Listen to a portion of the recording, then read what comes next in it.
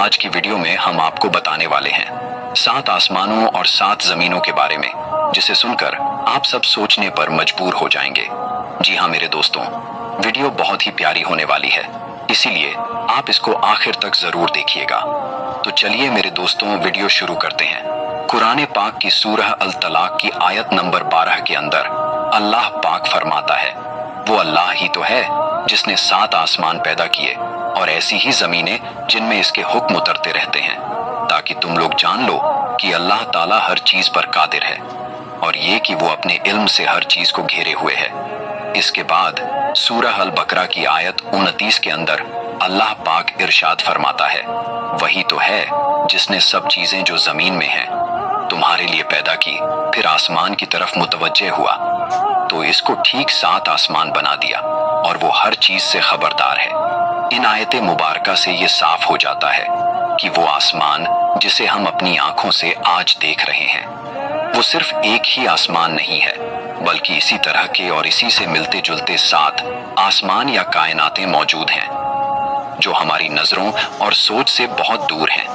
बिल्कुल इसी तरह से 7 जमीनों के बारे में भी बताया गया है, जो एक अक्लमंद इंसान के दिमाग में ये सवाल जरूर पैदा कर सकता है कि एक के ऊपर एक 7 आसमानों और 7 जमीनों का मतलब क्या है।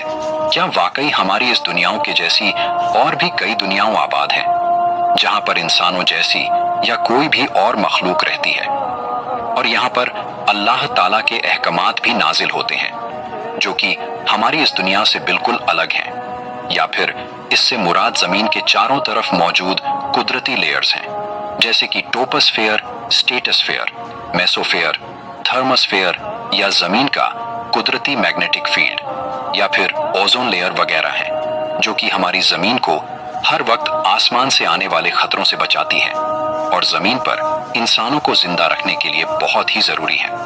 जहां तक आसमानों की बात है, तो इस बात में कोई शक नहीं कि 7 आसमानों का मतलब हमारे आसमान जैसे 6 और आसमान भी हैं, जिसके बारे में साफ तौर पर कुरान पाक में कई जगह बताया गया है। कुरान पाक में 250 से ज्यादा जगह पर आसमान के बारे में बताया गया है, जैसा कि सूरह अन्नवा की आयत 12 के अंदर अल्लाह ताला इरशाद फरमाता है, और हमने तुम्हारे ऊपर 7 मजबूत आसमान बनाए। बिल्कुल इसी तरह से सूरह बनी इसराइल की आयत 44 में अल्लाह पाक ने फरमाया, 7 आसमान और जमीन और जो मखलूक उनमें है, सब उसी की पाकी बयान करते हैं, और कोई भी शय ऐसी नहीं जो उसकी हम्द बयान करने के साथ उसकी पाकी बयान न करती हो। लेकिन तुम लोग उन चीजों की तस्बीह को समझते नहीं। बेशक वो हुक्म वाला बख्शने वाला है। यानी कि खालिके कायनात ने सिर्फ एक नहीं बल्कि 7 कायनातें बनाई, और इन्हीं कायनातों के अंदर जमीन की तरह की ही कई जमीनें मौजूद हैं, जहां पर कई नामालूम मखलूकात आबाद हो सकती हैं। जैसा कि हजरत आदम अलैहिस्सलाम के जमीन पर आने से पहले जमीन पर जिन्नात आबाद थे।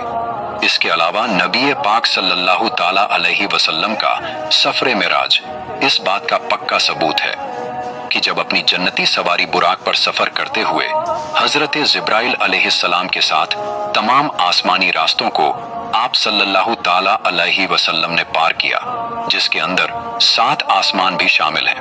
आपने पहले आसमान पर जिसका नाम रखिया है, और ये दूध से भी ज्यादा सफेद है, यहाँ पर हजरत आदम अलैहिस्सलाम से मुलाकात की। फिर दूसरे आसमान पर जिसका नाम फैदुन या माउन है, और ये ऐसे लोहे का बना है जिससे रोशनी की किरणें फूटती हैं, यहाँ पर हजरत ईसा और यहिया अलैहिस्सलाम से। जबकि तीसरे आसमान पर जिसका नाम मलकूत या हारियून है, और ये तांबे का बना है, यहाँ पर हजरत यूसुफ अलैहिस्सलाम से। चौथे आसमान पर जिसे जाहिरा कहते हैं, और ये सफेद चांदी से बना है, यहाँ पर हजरत इदरीस अलैहिस्सलाम से। 5वें आसमान पर जिसे मजीना कहते हैं, और ये सुर्ख सोने का बना है, हजरत हारून अलैहिस्सलाम से। 6ठे आसमान पर जिसका नाम खालिसा है, और ये चमकदार मोतियों से बना है, यहाँ पर हजरत मूसा अलैहिस्सलाम से। और 7वें आसमान पर जिसका नाम लाबियाह या दामियाह है, और ये कीमती पत्थर यानी सुर्ख याकूत से बना है, यहाँ पर हजरत इब्राहिम अलैहिस्सलाम से मुलाकात की। और इसी जगह पर बैतुल मामूर भी मौजूद है, यानी कि जमीन पर मौजूद खाना काबा की ही तरह का एक और काबा, जिसका हर वक्त 70,000 फरिश्ते तवाफ करते हैं। اور جو ایک بار اس کا طواف کر لے اس کی دوبارہ زندگی بھر باری نہیں آتی۔ انہی ساتوں آسمانوں کے اوپر جنت اور جہنم موجود ہیں، اور جنت کا ہر درجہ ایک ستارے کی صورت میں موجود ہے۔ اسی طرح جہنم کے بھی 7 درجے ہیں، یعنی کہ 7 ستارے یا پلینٹ۔ اس کے اوپر سدرۃ المنتہا یعنی کہ بیری کے درخت بھی موجود ہیں، جو کہ ہر مخلوقات کی حد ہے، اور اس سے آگے کوئی بھی مخلوقات اگر بڑھنا بھی چاہے تو وہ جل کر خاک میں بدل جائے گی۔ لیکن اللہ کے رسول سفر معراج پر اس سے بھی آگے تشریف لے گئے، اور حضرت جبرائیل علیہ السلام اس درخت کے پاس یہ کہہ کر رک گئے کہ اے اللہ کے رسول، یہ میری حد ہے، اگر میں نے اس سے ایک قدم بھی آگے بڑھنے کی کوشش کی تو میرے پر جل جائیں گے۔ سدرۃ المنتہا کے اوپر اللہ تعالیٰ کا عرش موجود ہے، جو کہ زمین اور آسمان یا اس پوری کائنات کو گھیرے ہوئے ہے۔ قیامت کے روز ہر زندہ چیز کو فنا ہونا ہے۔ السلام علیکم